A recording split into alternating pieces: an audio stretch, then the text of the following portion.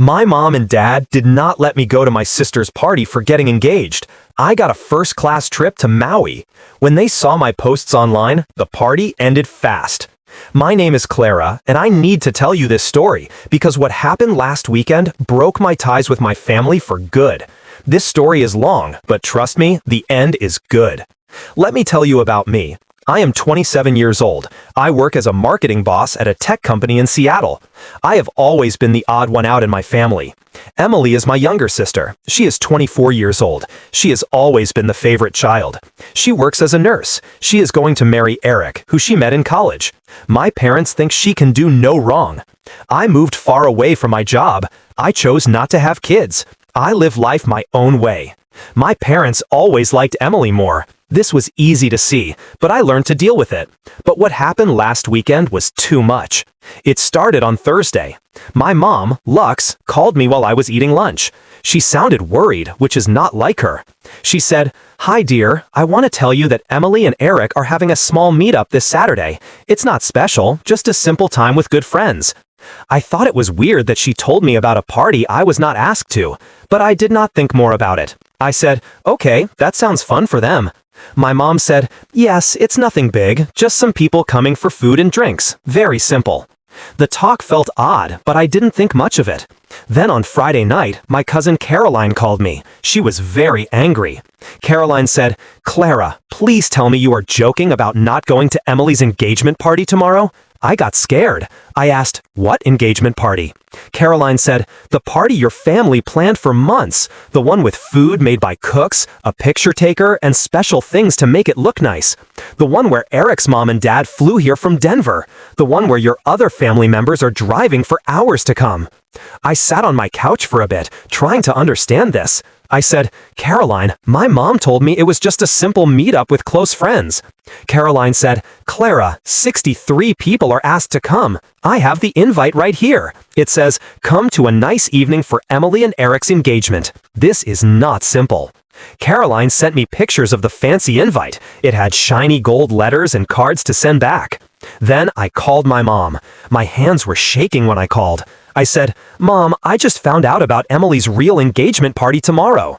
There was a long, quiet time. My mom said, "Oh dear, like I said, it's really just a small get-together."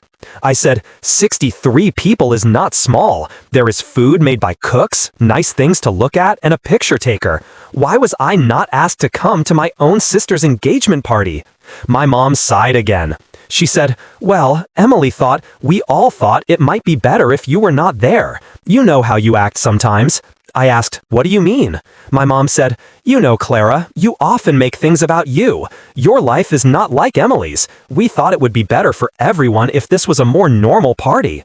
I could not talk. My own family kept me out of one of my sister's big days. Then they lied to me about it. I said, "Mom, I'm her sister, her only sister." My mom said, "I know, dear, but Emily wants this day to be perfect." My mom said, "She is scared you will say something wrong. She thinks people will ask why you don't have a boyfriend, or they will talk about your job being far away. She just wants to have fun with Eric's family and our good friends without any problems." The word problems hit me hard. I thought, that's what I am to them, a problem. I said, "I see. I hope Emily has her perfect day." Then I hung up and cried. I was not just sad, I was mad too. This is how they paid me back for all I did for this family. I paid my dad's doctor bills when he had a heart attack. I helped them pay for their house when my dad lost his job. I went home for every holiday, even when it cost a lot of money. But then I changed my mind. I stopped crying and started making a plan. I had saved money for a trip for months, but I kept waiting because of work. I had enough money to do something big.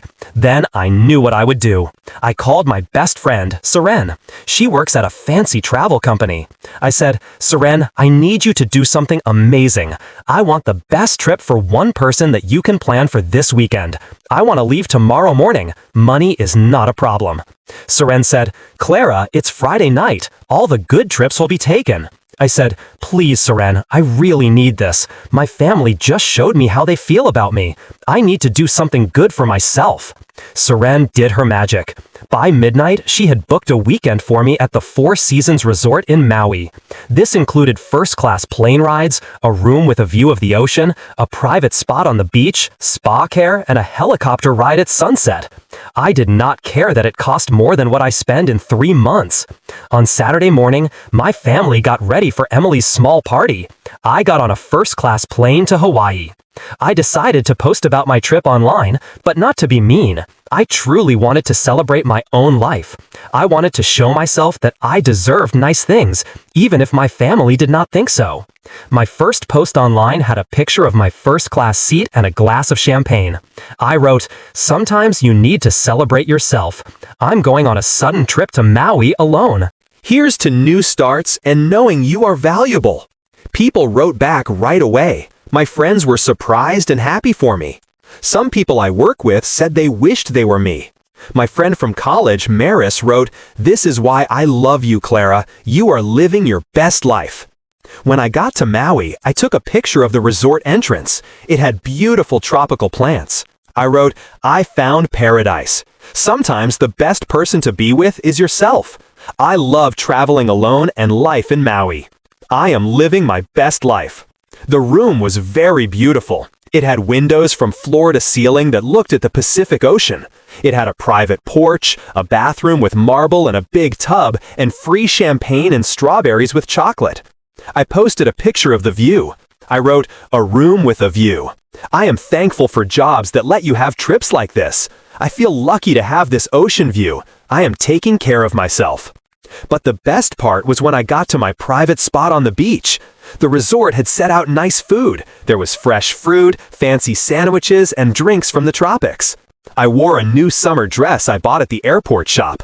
My hair was blowing in the wind from the ocean. The sunset behind me was very beautiful. I asked another person at the resort to take my picture. I held up my glass to the camera. The ocean and sunset were behind me. I looked truly happy, and I was. I looked bright and full of joy. I wrote with the picture, "Here's to the most beautiful Saturday evening. Nothing like a sunset in paradise to show you that life is beautiful. Sometimes the best parties are the ones you have for yourself." I posted this picture at about 5 in the afternoon. In Hawaii, it was 5 o'clock, but back home, it was 9 o'clock at night. This was the same time as Emily's engagement party. My phone worked perfectly because I had a special plan for using my phone in other countries. I knew I would have to pay a lot of money for all the calls I would get after people saw my post. In just a few minutes, my phone started to buzz with messages. My friends and people I knew liked my post and wrote comments. My boss wrote, "Clara, this looks amazing. You deserve this." My neighbor wrote, "I am living through you right now." Then I started getting many messages. The first was from my cousin Caroline. She wrote, "Wait, Clara, are you really in Hawaii right now while Emily's party is going on?" Then my Aunt Anna wrote, "Clara, dear, are you okay? Your mom is asking about you." But the messages really started when people at Emily's party saw my posts. My family did not think that many people at the party would know me from social media. Eric's sister Iris was there. Some friends from my high school were there. Other family friends who knew me since I was a baby were there too. They were all at the party. They were looking at my posts on their phones as I posted them. My Instagram account was public. Most of these people had been looking at my posts for years. Caroline was one of the few people who knew the real story about why I was not invited. She told me what was happening at the party. Around 9:45 at night, Eric's sister Iris was looking at Instagram. She saw my sunset picture. She showed it to some people. Soon, everyone at the party was talking about it. People were saying, "Wait, isn't that Clara, Emily's sister? Is she in Hawaii right now?" People took out their phones to look at my posts. The pictures were beautiful. The words I wrote were nice. But it was clear that this was a sudden trip I took by myself. Caroline told me that Eric's mother, Mrs. Calloway, asked Emily, "Dear, where is your sister tonight? She's not here, but she's putting up these pretty pictures from Hawaii." Emily turned very white, Caroline said. Emily said, she had other plans. Mrs. Calloway asked more. Mrs. Calloway said, "Other plans? She flew to Hawaii today? It seems like a big surprise that she would plan a fancy trip on the same day as your engagement party." This is when things started to go bad. Eric's father, Mr. Calloway, spoke up. He had always liked me at family events. Mr. Calloway said to my mother, "Lux, I need to ask, was Clara not invited tonight?" My mother, Lux, started to stammer, Caroline told me. My mom said, "Well, it's not simple. She lives so far away, and we wanted it small." But Caroline spoke up. She said, "Small? There are 60 people here. Clara lives in Seattle, not at the bottom of the world. She could have easily flown here if you had asked her." Eric's parents looked at each other. Mrs. Calloway said, "I asked about Clara when we planned this party. I wanted to meet her, but you told me she couldn't come because of work." That's when everything fell apart. Emily started to cry. She said they did not ask me because they were scared I would cause problems or say mean things about her and Eric. Eric looked shocked. He said, "Emily, we never talked about not inviting your sister. I thought she couldn't come because she lives far away or because of work." Eric's parents looked worried. Mrs. Calloway said loudly, "I can't believe you would keep your own daughter away from her sister's engagement party and then lie about it." The party felt very different after that. People felt uncomfortable. They talked quietly to each other. Some guests started to say they needed to leave early. But things got even worse. My Aunt Hillary, my dad's sister, seemed to have been drinking. She would not accept any of my family's excuses. She spoke loudly so everyone could hear. She said, "This is terrible. Clara has done more for this family than anyone. She paid for Jack's doctor bills. She helped with your house payment. She flies here for every holiday, even though she lives far away. And this is how you thank her? You keep her out and lie about it while she is in Hawaii having a great time?" She said, "You are here making excuses for treating your own daughter badly." Carolyn was very angry. Eric's parents decided to leave. Mrs. Calloway told Emily, "We are not happy with how you handled this. We will talk more when everyone is calmer." By 10 o'clock at night, more than half of the 60 guests had left early. Emily was crying in the bathroom. Eric was arguing with my parents in the kitchen. The picture taker was putting his things away because the party was over. That's when the phone call started. The first call came at about 10:20 at night. In Hawaii, it was 10:20, but back home, it was 1:20 in the morning. It was my mother. She was crying a lot. She said, "Clara dear, you need to come home right now. The party is ruined. Emily is very upset. Eric's parents left. Everyone is asking about you and your trip to Hawaii." I said, "Mom, I'm in Hawaii. I can't just come home. And why would I? You didn't ask me to come in the first place."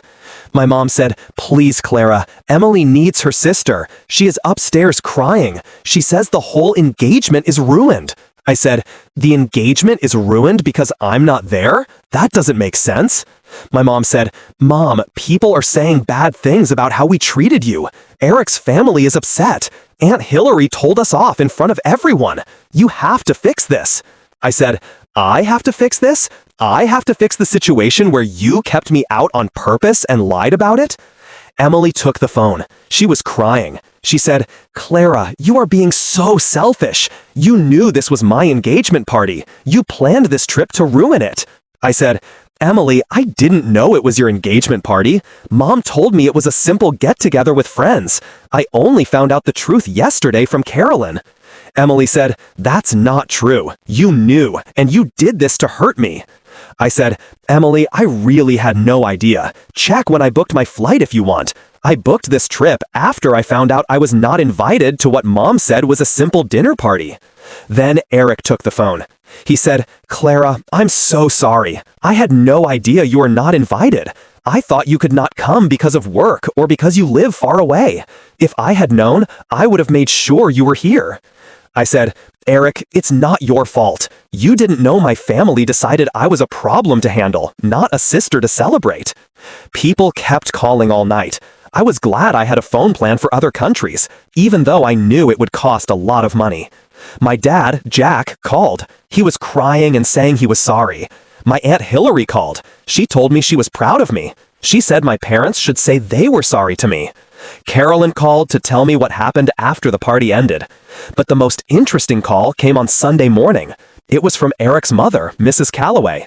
She said, "Clara, I got your number from Carolyn. I wanted to call and say I'm sorry for what happened last night." I said, "Mrs. Calloway, you don't need to say you're sorry. You didn't do anything wrong." Mrs. Calloway said, "I feel bad that we had a party for the engagement when Eric's future sister-in-law was kept out on purpose. That's not how family should act." I said, "I appreciate that more than you know."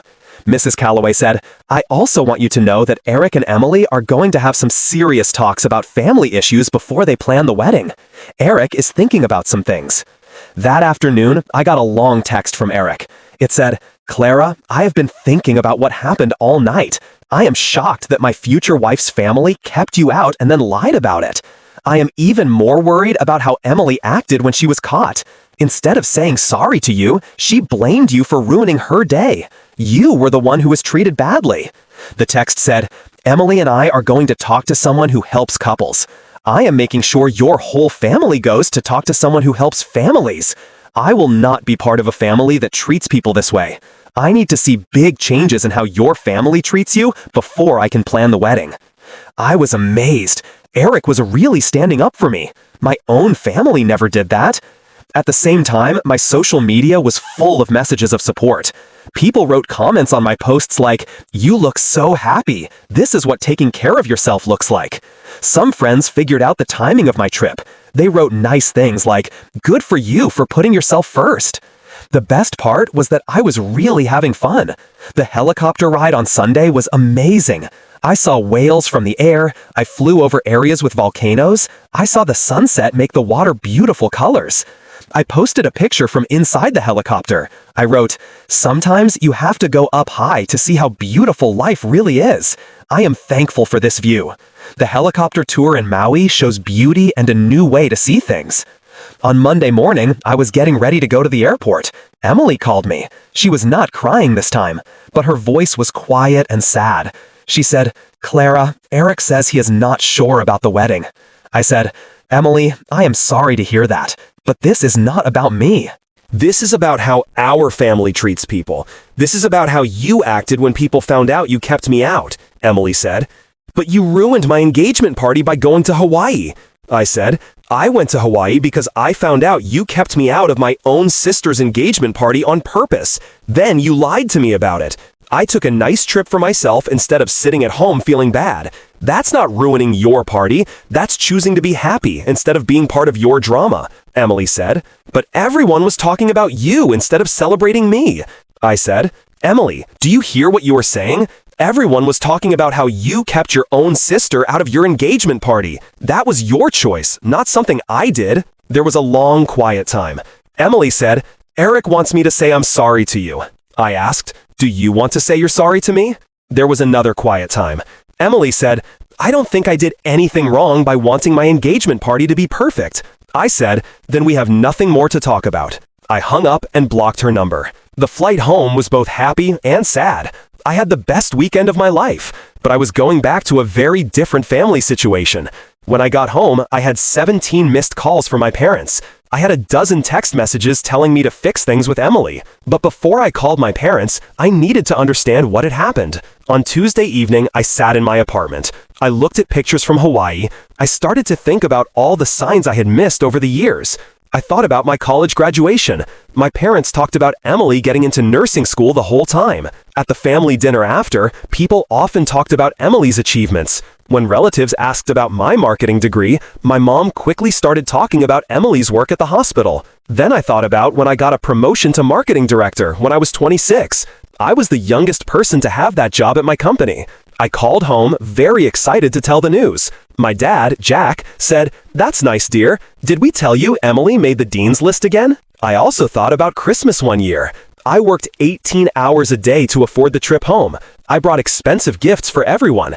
Emily forgot to bring me a gift. So my mom quietly gave Emily one of the gifts I had brought for my mom. My mom explained, "Emily felt so bad. We didn't want her to feel embarrassed." The doctor bill situation was very clear when I thought about it. 3 years ago, my dad had a heart attack.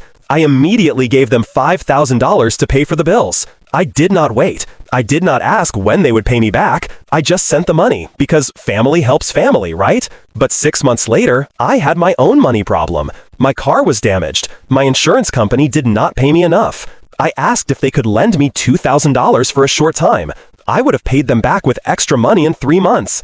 My mom said, "Oh dear, we are still paying for your dad's doctor bills. Maybe you could ask your company for money early." 2 weeks later, Caroline told me that my parents gave Emily $3,000. The money was to help her set up her new apartment with Eric. Caroline said, "They are so generous." Emily was worried about moving in with Eric. She wanted nice furniture for Eric's parents to see. I had to get money from my credit card to pay for my travel costs while my parents helped make Emily's new home nice. The house payment situation was even worse when I thought about it. 2 years ago, my dad lost his job. Many people lost their jobs at the same time. They were 3 months late on their house payments. The bank was going to take their house. I used all my savings for emergencies, $12,000, to help them catch up. This gave them more time. My dad said with tears in his eyes, "Clara, you saved our home. We will pay you back as soon as I find a job." My dad did find a job. It was a great job that paid more than his old job. But instead of paying me back, they used their extra money to give Emily a fancy graduation party after she finished nursing school.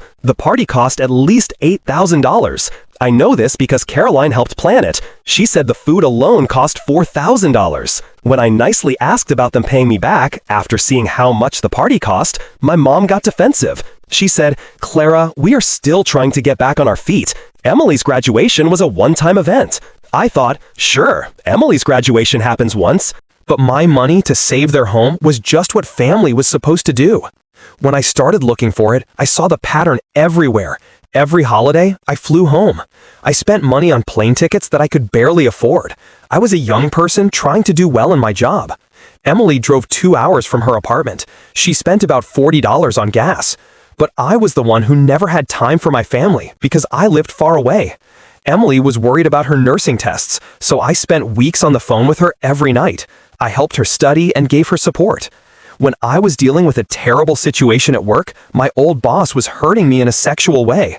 I called home for help. They told me, "Well, maybe you should think about whether moving far away from family was worth it if your job is so hard." They did not offer to help me find a lawyer. They did not get angry for me. They did not even ask more questions about what was happening. Instead, they used my problem to show that my life choices were wrong. But when Emily had a problem with a patient's family at the hospital, the whole family supported her. My dad looked into her rights as a nurse. My mom complained to the people who run the hospital.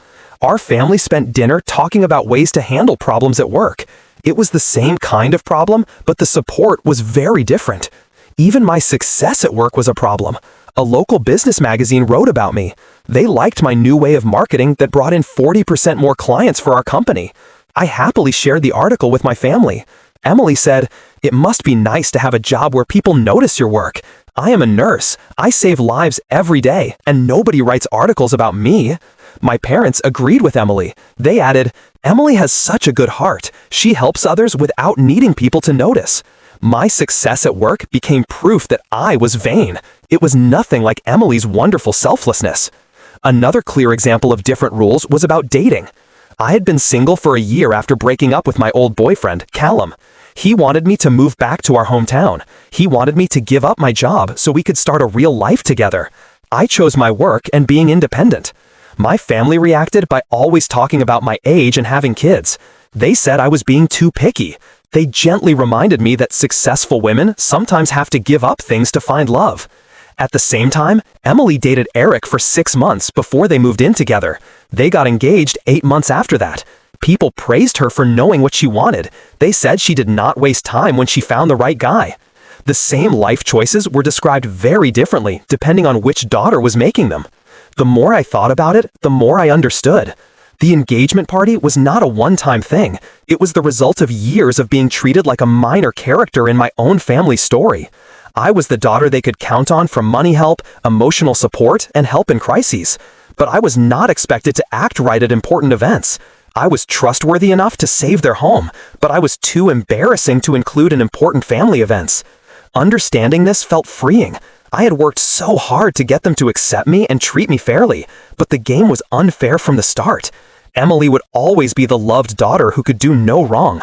I would always be the troublemaker whose help was expected, but whose presence was only allowed sometimes. On Wednesday evening, Caroline called to tell me more about what happened after the party. She said, "Clara, you should know that people are still talking about what happened, not in a gossip way. People are truly worried about how you were treated." I asked, "What do you mean?" Caroline said, "Well, Eric's Aunt Zelda stopped me at the store yesterday. She said she has been thinking about the party all week. It makes her feel sick. She kept saying, that poor girl was in Hawaii posting these beautiful, happy pictures while her family was having a party without her. How could they keep their own daughter out?" Caroline continued, "And Mrs. Varela from church talked to your mom after church on Sunday. She said she saw your Hawaii post. She wanted to know why you were not at Emily's party. When your mom gave a fuzzy excuse about distance and timing, Mrs. Varela said, 'Lux, that girl flew to Hawaii on the same day as the party. She clearly could have flown here if you had invited her.'" I asked, "How did Mom react to that?" Caroline said, "Aunt Hillary, who was standing by, said your mom just changed the topic and walked away, but Mrs. Varela told several other people." Now people are quietly questioning how your parents handled the situation. This was interesting. The effects were bigger than just Eric's family being angry. The whole community was starting to see the situation for what it was. Caroline said, "There's more. Eric's cousin Lucian is getting married next spring. He specifically asked his fiancée to make sure you get an invitation to their wedding. He said, after seeing how Eric's future sister-in-law was kept out of the engagement party, I want to make sure we don't forget to invite anyone important." I said, "That's really nice of them." Caroline said, "Clara, people are seeing this as a warning story. Everyone is now looking at their own guest lists. They want to make sure they don't leave out people who should be invited. Your situation is making other people think about how they treat family members." The effects were bigger than I thought. My family's problems were starting a community talk about how families should treat each other. On Thursday evening, I got a surprising text from Eric. She told me something new. We had been roommates in our first year of college. We kept in touch on social media, but we had not talked in months. Mara said, "Clara, I hope I'm not being too forward, but I saw your Hawaii posts last weekend. I have been thinking about them ever since." I said, "Oh, thanks. It was an amazing trip." Mara said, "The thing is, I remember how you used to talk about your family in college. You were always so worried about not being good enough for them. You always tried to prove you deserved their love and approval." I had forgotten how much I used to tell Maris things during our late-night talks in our dorm room. Mara said, "But when I look at your Hawaii photos, you look truly happy. I haven't seen you look that happy in your posts for years." Then I figured out the timing with your sister's engagement party. It all made sense. I asked, "What made sense, Clara?" Mara said, "You chose yourself over their problems. You could have spent that weekend feeling bad about being left out, but instead, you gave yourself the most beautiful celebration. You looked bright and happy in those photos because you were finally making yourself happy first." What Mara said helped me see things clearly. She was right that I looked different in those pictures. It was not just because of the beautiful place. It was because I was truly celebrating myself, not trying to get others to approve of me. Maris told me, "I've been thinking about this a lot. I have a similar situation with my own family. It's not as bad as yours, but I have that same feeling. I always try to prove I deserve their love." Maris said, "Seeing you choose yourself so nicely made me realize I need to make changes too." I asked, "Really?" Maris said, "I have been dating a guy my parents don't like. They don't like him because he doesn't have a regular job. He's an artist. I have been hiding the relationship. I feel ashamed instead of just living my life." Maris said, "Your Hawaii weekend made me realize I can't keep making myself smaller to fit what they want. I'm telling my parents about Evan this weekend. If they can't be happy for me, that's their choice, but I'm not hiding my happiness anymore just to make them feel comfortable." I said, "That's amazing, Jess." It was good to know that my choice to put myself first had made others want to do the same. Maybe this was about more than just my family problems. On Friday evening, I got a surprising text from Eric. It said, "Clara, would you be willing to talk? I know this is a strange situation, but I would really like to hear what you think about some things." I called him back. I wanted to know what he wanted to talk about. I said, "Eric, how are you doing with everything?" Eric said, "Honestly, not great. I have been thinking a lot this week about how families work and how people treat each other. I keep thinking about what happened at the engagement party." I said, "I'm sorry this has been so stressful for you, Clara." Eric asked, "Can I ask you something directly? Has your family always treated you this way?" I paused to think about how honest I should be. I asked, "What do you mean exactly?" Eric said, "I mean, have you always been the one who gives more than you get? The one who is expected to help everyone else but doesn't get help in return?" I asked, "Why do you ask?" Eric said, "Because I have been thinking about all my times with your family over the past 2 years. I am seeing patterns I didn't notice before." Eric then told me some things that were uncomfortably true. He had noticed that I was the one who always traveled for family events, but Emily was the one they made things easy for. He had noticed that talks about my achievements were quickly changed to talks about Emily's achievements. He had noticed that they asked me for advice and money help, but they didn't include me in celebrations and achievements. Eric asked, "The engagement party wasn't a one-time thing, was it?" I said, "No, Eric, it was just the most clear example of a pattern that has been going on for a long time." Eric said, "I need to ask you something else. Please be honest. Do you think Emily knows how unfairly you are treated?" This was a question I had avoided asking myself. I said, "I think Emily benefits from the unfair treatment. She has chosen not to think about it too much. I don't know if she knows it and chooses to ignore it, or if she truly doesn't see it. I'm not sure it matters." Eric said gently, "That's what I was afraid of, something else. Please be honest. Do you think Emily knows how unfairly you are treated?" This was a question I had avoided asking myself. I said, "I think Emily benefits from the unfair treatment. She has chosen not to think about it too much. I don't know if she knows it and chooses to ignore it, or if she truly doesn't see it. I'm not sure it matters." Eric said gently, "That's what I was afraid of." I asked, "Eric, why are you asking me these questions?" Eric said, "Because I'm trying to figure out if I'm going to marry someone who takes part in treating her own sister badly, or if she has just been following her parents without thinking about it, and I'm realizing it might be the first one." I asked, "What makes you say that?" Eric said, "Her reaction when people found out she kept you out. Instead of being shocked and saying she was sorry, she was angry at you for ruining her party by living your life. That's not how someone reacts who made a simple mistake. That's how someone reacts who thought she had the right to keep you out and was angry about dealing with what happened." Eric saw the problem more clearly than I thought he would.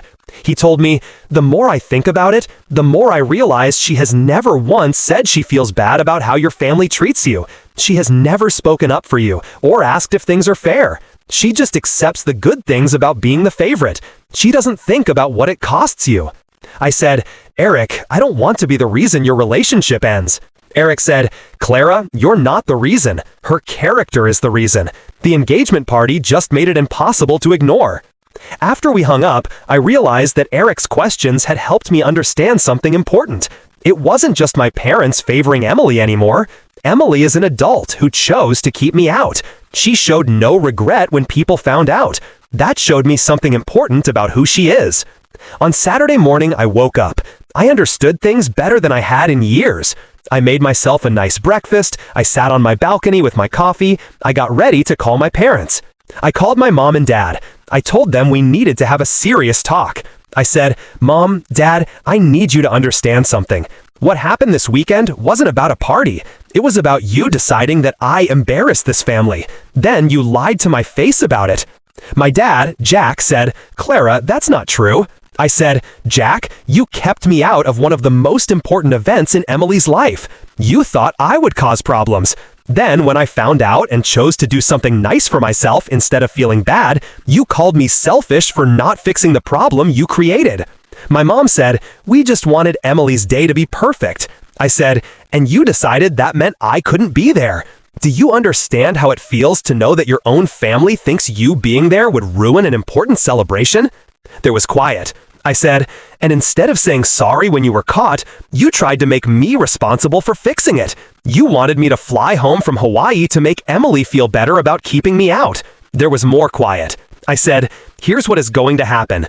I am done being treated like I don't matter in this family. I am done being expected to give money and emotional support while being kept out of important events. I am done being called selfish when I put my own well-being before your drama." My mom asked, "Clara, what are you saying?"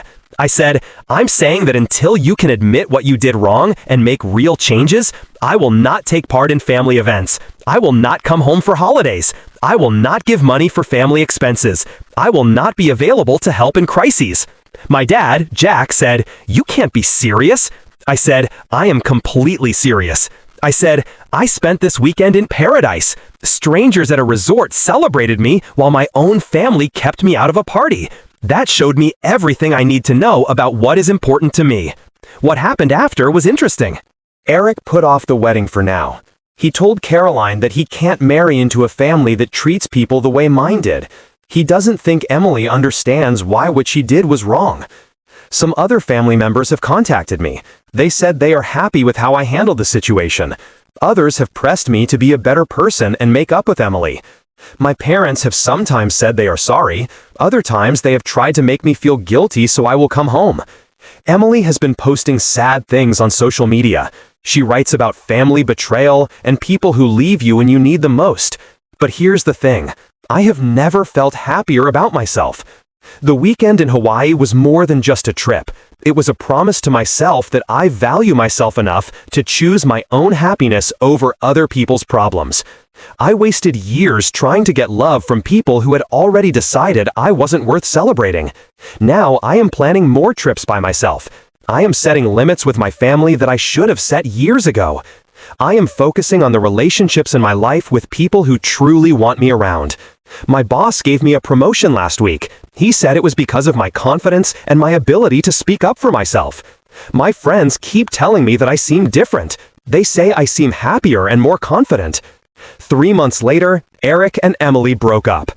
Eric told Caroline that the engagement party situation showed him many things he hadn't noticed before. He said Emily's refusal to take responsibility for what she did was a deal breaker for him. Emily blamed me for the breakup, of course, but Caroline told me that Eric said his decision had nothing to do with me.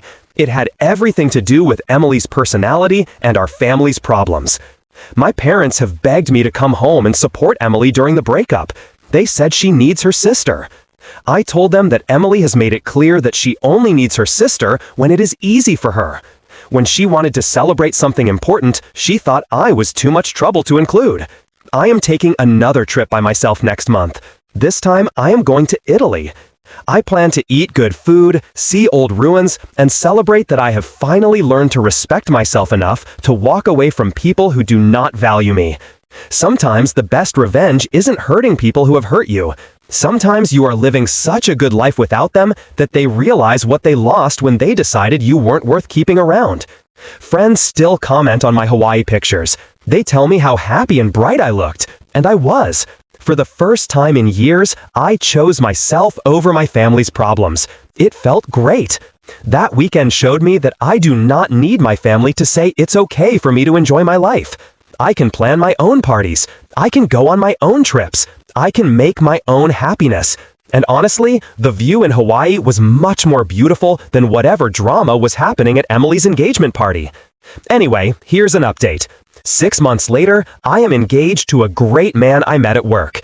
He likes that I am independent and respect myself. He doesn't find these things annoying. We are planning a small wedding in Tuscany. And yes, my family is invited, but only if they can truly be happy for us without thinking about their own problems. I see the irony. Emily's engagement failed because she couldn't treat her own sister with basic respect. But I found love with someone who values the exact things my family thought were problems.